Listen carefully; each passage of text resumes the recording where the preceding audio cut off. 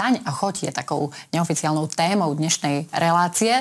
S ďalšími mojimi hostiami vstaň a choď možno, teraz bude, že plávaj a choď, pretože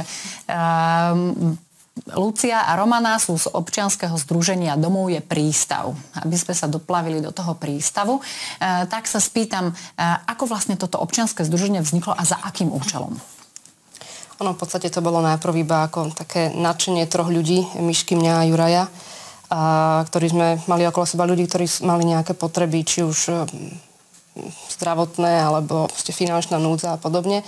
My si proste povedali, že je nás málo na to, aby sme mohli robiť viac dobra, tak sme si proste my ako 3 minimálny počet založili OZ-ko a potom vlastne aj ďalší dobrovoľníci nejakým spôsobom prispievajú, kamaráti a tak ďalej, s cieľom naozaj pomôcť rodinám v núdzi, hlavne tým, že finančne podporiť hlavne talenty z týchto rodín a či už plateným krúžkov alebo školské pomôcky, výlety a tak ďalej, lebo mnohokrát sa stane, že tie rodiny bohužiaľ nepustia teda rodičia deti na tie výlety, pretože proste to finančne nejako nezvládajú.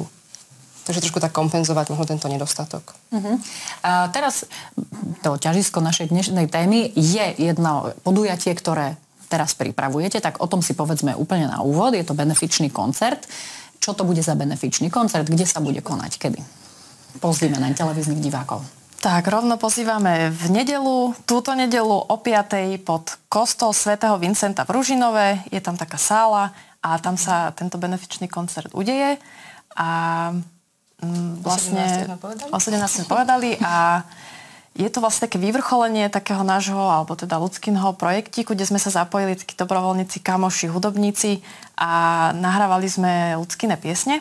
A vlastne tuto to pekne zaznie, dá sa vlastne kúpiť takéto USBčko, kde je to moderné CDčko kvázi, že kde už tie piesne sú nahodené a takto vlastne podporujeme to OZ-ko. Ja viem, že teda sú to tvoje piesne, ty si ich ale nenapísala teraz. Oni nie sú úplne najnovšia tvoja tvorba. Nie, no ono to je tak, ja som sa naučila hrať na gitare počas vysokej školy, mi kamoška ukázala 3 akordy. DGA. Presne tak, to bol prvý základ a v podstate s nimi to si asi vystačím, až doteraz plus nejakých pár ešte dobre. No a v podstate to je áno, od tej vysokej školy až po teraz. Vlastne na tom USBčku sú asi 4 také starinky, by som nazvala práve z toho obdobia. No a potom sú tam aj také nové, by som povedala. Napríklad je tam pieseň Odpustenie, ktorá je minulý rok v podstate mala premiéru na Adorácii, ktorú sme robili vlastne, kde sme sa celá tá naša hudobná komunitka skoro stretli a sa nám to tak nejako zapáčilo, že tak skúsme niečo teda s tým urobiť. Takže niektoré sú aj také trošku novšie. No. Priatelia, hudobníci, ako sa dali dokopy s tvojimi pesničkami? To je možno na Romana. Ja mám pocit, že veľmi zázračne, lebo na tej Adorácii sme v skutočnosti boli len 3 z tohto zoskupenia a teraz sme medzi 10-12 ľudí. A teda ja som niekoho zavolala, ten zavolal niekoho, Ľudská niekoho zavolala, akože také Božie dielo to voláme. My sme vlastne z jednej farnosti, takže my sa s Romčou poznáme už niekoľko rokov. My sme si sadli na čaj a rozmýšľali sme, inšpirácia prišla, takže naozaj tak rôzne. Ty si zobrala gitaru, ty si zobrala potom ukulele, potom aké nástroje ešte sú tohto celého súčasťou? No ono tuto vlastne na tomto biltene, ktorý vlastne bude v PDF-ku aj na tom USB-čku, vlastne celá zostava tých nástrojov, a teda je tam toho hodne. Takže je tam akustická gitara, elektrická gitara, bas-gitaru tam máme, klavír, violu, flautu, trúbku, ktorá je teda robená ústami, v podstate a capella, beatbox a perkusie. Takže celkom taká bohatá zostava, by som povedala, nástrojov. Kto bude spievať? No zase viacerí ľudia. Asi všetci vlastne, ktorí sú tu na tej fotke. Je nás, hovorím, dokopy 12, ešte Milan nám tam chýba, ktorý teda aj doaranžoval niektoré pesničky. V jeho štúdiu sme to vlastne nahrávali. Pozdravujem Fóriu a kapela vlastne u Milana Masiarika štúdiu. A on nás bude aj zvučiť. A zároveň teda nám aj pomohol trošku svojim hláskom. Takže naozaj 12 ľudí, ktorí sa do toho zapojili. Akým spôsobom bude prebiehať tá benefícia? Akým spôsobom môžu ľudia prispieť? Vy ste si to vymysleli celkom zaujímavo, tak nám o tom povedzte. Áno, ako som spomínala to USBčko, tak dá sa kúpiť a teda dajú sa kúpiť tie piesne, ktoré sú na USBčku a OZ-ko má handmade výrobky, ale o tom vieš ty viac, Luci? Áno, handmade výrobky, či už malované trička, alebo dokonca teda Miškina kamarátka Klaudia zo Štúrova, ktorá práve je jedna z tých rodín, ktoré podporujeme. Ona vyrába rôzne, ja tomu hovorím cingrlátka. Ale to sú... Súhrný názov. Áno, cingrlátka, náramky, náušnice, prívesky, záložky do knihy, naozaj čokoľvek, takže vlastne... Bižutéria po slovensky. Môžeme to aj tak nazvať. A teda takéto veci a teda plus dobrovoľný príspevok, ak sa bude ľuďom páčiť, budeme radi, keď teda takýmto spôsobom podporia. My sme vlastne všetci naozaj dobrovoľníci, robíme to naozaj zadarmo zo srdca, práve preto by sme pomohli tam, kde to je viac potrebné. Dá sa to kúpiť len na benefičnom koncerte? No, my sme aj na Facebooku ako občianske združenie Domov je prístav, takže eventuálne aj tam sa potom dá priamo, tam je kontakt aj telefonický, mailovú stránku nemáme, takže len takto Facebook a teda telefón. Dobre, my máme od vás aj fotky, o ktoré poprosím našu režiu a môžeme si k ním aj niečo povedať. Áno, toto je to, čo máme tu aj naživo. Čiže tam je skryté to USBčko s pesničkami, s nahrávkami. No toto je ten náš Juraj na vozíku. On má o 4 kolieska viac. Má takú výhodu. Takže ešte v hlave, aby mu to lepšie myslelo, hej? On na tých kolieskách sa prepravuje. Takže vlastne to je náš Ďurinko, tretí člen nášho OZ-ka. Vlastne on robil plagátik ináč, on je neskutočne šikovný. A on sa venuje teda deťom, takže chodí do škôl a robí také workshopy. Toto je vlastne Paťko, práve tej Klaudii syn. Takže s neho podporujeme konkrétne. Skvelý hudobník. No, toto bol ponožkový október, čo zase základná škola matky Alexie má takú akciu, vlastne potom my distribuujeme ponožky napríklad aj takto jednému pánovi bezdomovcovi alebo pred tým rodinkám a podobne. Áno, to je náš kalendár, ktorý každoročne vlastne pripravujeme s motivačnými myšlienkami a vlastne s autorskými fotkami. Takisto sme organizovali napríklad aj splav pre rodiny s deťmi a zároveň teda aj tábor cez leto. Kde bol ten splav? Malý Dunaj. Je to bezpečné, je to úplne, že super, decka to zbožňujú, dokonca aj tatkovci. No, tak toto je teda auto, čo sme si odniesli darčeky pre sociálne slabé rodiny v spolupráci s Františkánmi, vlastne, u ktorých bude zajtra Svätá omša, mládežnícka, na ktorej hráme, pozývame. O ktorej? O 19:30. Krízové centrum, kde vlastne býva tiež jedna rodinka, Zuzka a jej 4 deti, kde sme vlastne tiež boli doniesť tie veci. To sú tie cingrlátka. Bižutéria a spol. Vo všetkých farbách dúhy. Áno, a Miška je tam vlastne, čo predáva napravo. Takže tak, pestro. Že aj vyrába, aj predáva naraz. Ako vyhľadávate rodiny, ktorým pomáhate, alebo teda deti, ktorým treba pomôcť? Ono by som povedala, niekto povie, že náhoda, niekto povie, že Božie cesty. Ono väčšinou to bolo o tom, že sme tých ľudí poznali osobne. Miška poznala Klaudiu, ja som poznala Rózku a vlastne Zuzku sme stretli raz, keď došli k jedným sestričkám v podstate zobrať si oblečenie. A ja keď som videla vtedy 5-ročné dievča, ktoré malo zimné topánky bez podrážky a bez ponožky, tak mne naskočil mráz a v tom momente som sa pýtala, že ako im môžem pomôcť. A vlastne oni bývajú v tom krízovom centre a bohužiaľ majú teraz takú situáciu, že sa do mesiaca musia vysťahovať. Tak sa snažíme tiež nejako nájsť nejaký podnájom pre nich, lebo budú musieť teda sa takto nejak obracať. No. Takže skôr je to také, že sa nám takto dostanú nejako do cesty, alebo ich poznáme osobne tak v minulosti. Akým spôsobom by mohli pomôcť diváci televízie Lux? Minimálne, čo mohli by prísť na benefičný koncert? Áno, to je jedna z vecí. Určite 2% dane, ktoré teda našťastie sa nám nezrušili. Takže každoročne určite toto. Kúpou aj napríklad aj kalendára rok 2024 teraz.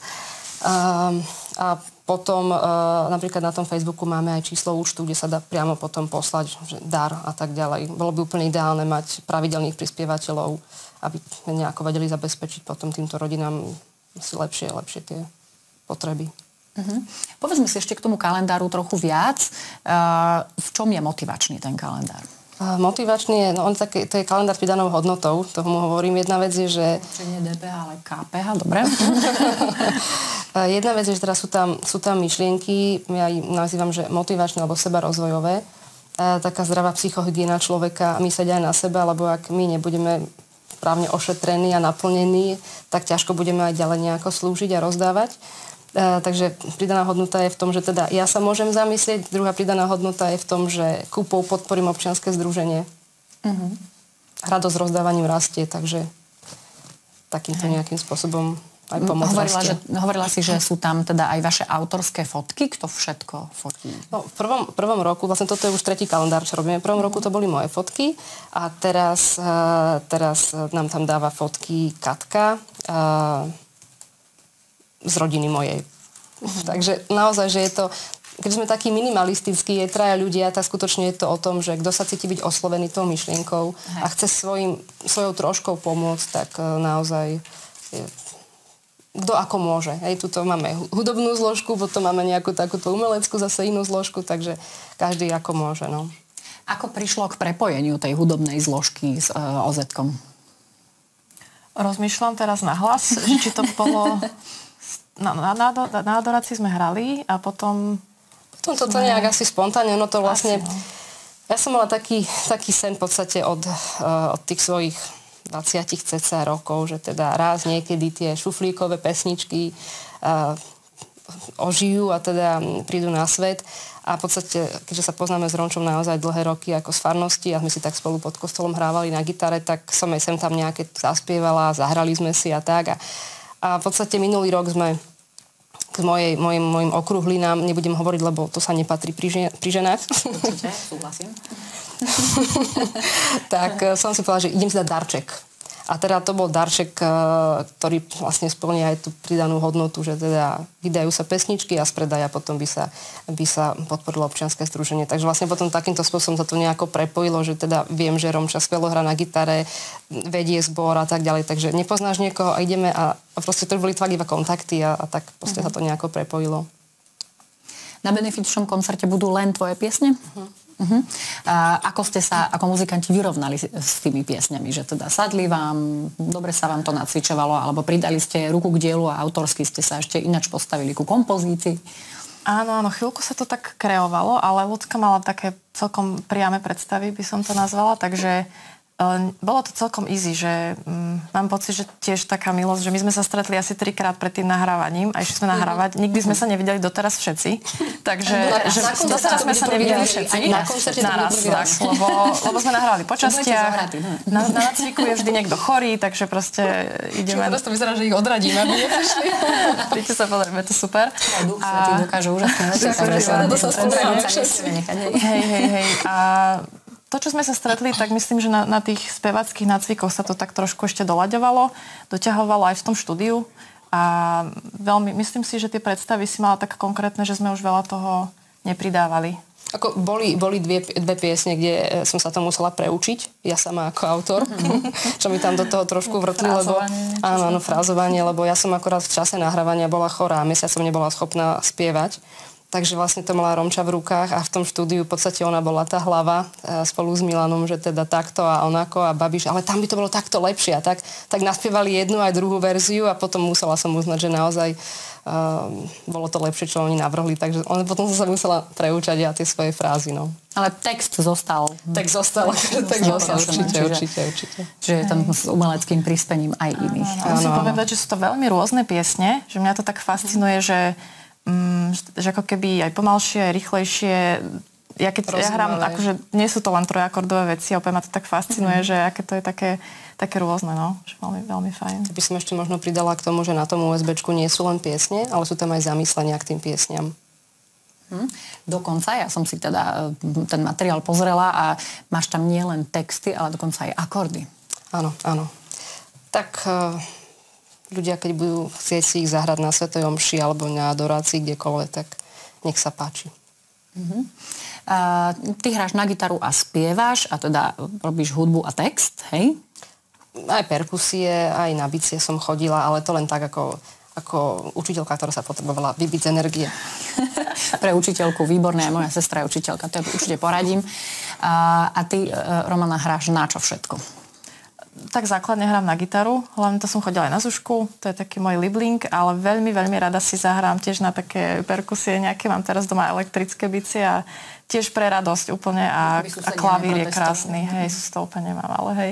A klavír je taká moja srdcovka, že keď niekto hrá, tak je to úplne, že oddych pre mňa, tak si občas, ale nemám teraz klavír, všetko mám pod tým kostolom. Ako si vy predstavujete ten benefičný koncert? Koho všetkého ste tam pozývali napríklad? To je list na WhatsAppe a na Facebooku. kolegov, rodinu, kamarátov. Ale mám skúsenosť aj s tou adoráciou, že teda sú vylepené niekde plagáty, ale skutočne sa tak aj modlíme v podstate, aby tam prišli ľudia, ktorí tam majú prísť. Proste Božie cesty, nech si ich tam dovedú a ak odtiaľ odídu o niečo obohatení, tak len chvála Bohu za to.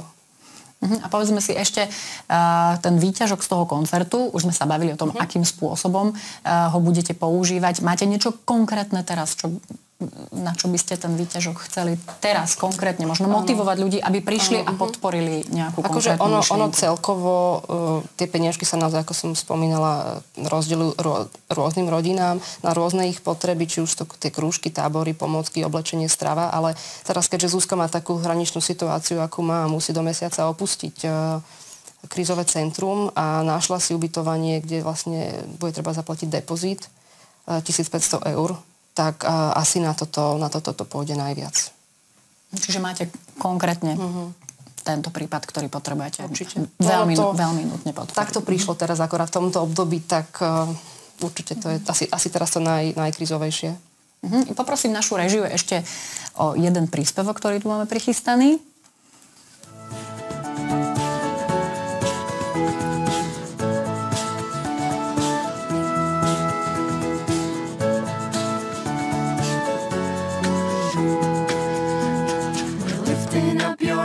Jesus, every stronghold must be broken in your name. We're lifting up your name, Jesus. Every chain will be broken in your name.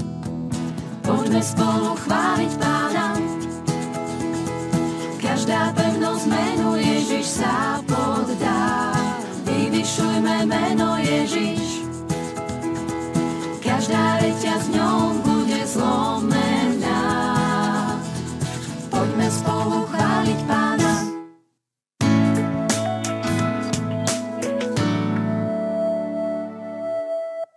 Taký ďalší ako keby benefit z tohto diela, čo sme boli nahrávať, je, že my sme každý takí amatéri a pre radosť si doma niekde spievame a tak.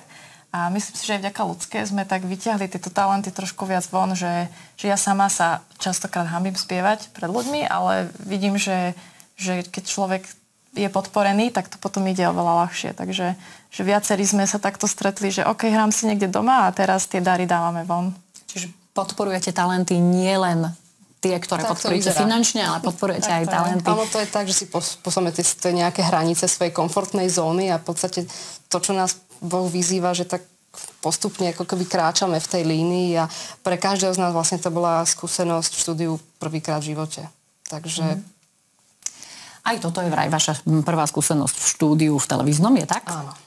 Tak si ešte na záver zopakujme tie základné body. Pozývame teda všetkých divákov televízie Lux. Kam a na čo? Takže zajtra k Františkanom v Bratislave na Svätú omšu 19:30. A v nedeľu o 17:00 do kostola Svätého Vincenta, respektíve do sály na benefičný koncert. Tomášiková 8. Všetci ste srdečne vítaní a ja ďakujem mojim milým hosťom, že sme mali dnes takúto krásnu tému Vstaň a choď. Naozaj aj oni vstali, pustili sa do práce a má to svoje ovocie. Tak aj vy vstaňte, choďte a vymyslite niečo, čo je vášmu srdcu blízke, k čomu vás Duch Svätý pozýva. A ešte vám prajeme krásny večer. Dovidenia.